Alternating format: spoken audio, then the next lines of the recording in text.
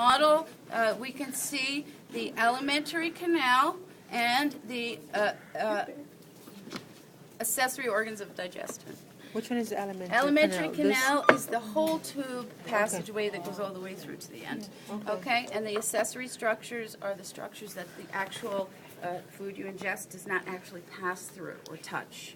Okay, so in terms of the alimentary canal, we can see that we have our oral cavity and pharynx.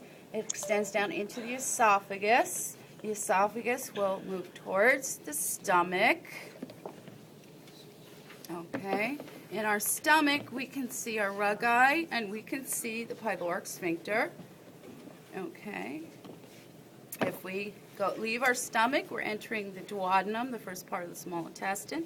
In the duodenum, we can see two little openings. The lower opening is the ampulla of Vader, also known as the papilla of Vader, or the hepatopancreatic papilla, or the hepatopancreatic sphincter. There's so many names for it.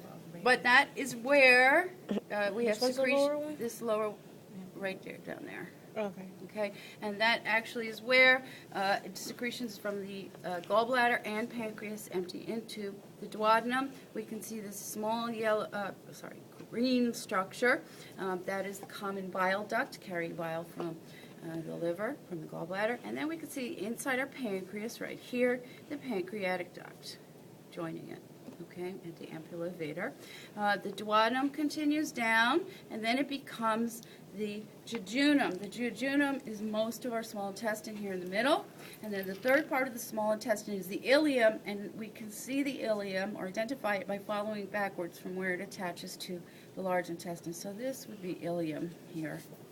You know, all this here would be ileum. Okay. In our ileum, we could see what's called the ileocecal sphincter. It is a sphincter that allows passage of material into the first part of the large intestine, the cecum. Extending off the cecum, we can see our appendix right here, and then we can see the parts of the large intestine. We have our ascending colon. Here's our hepatic flexure, transverse colon. Here's our splenic flexure. Descending colon, and we can see it becomes the sigmoid colon right here, and then rectum is here, and then our anal sphincter is right here. Should be right there. Okay, it's probably not the best model for seeing these.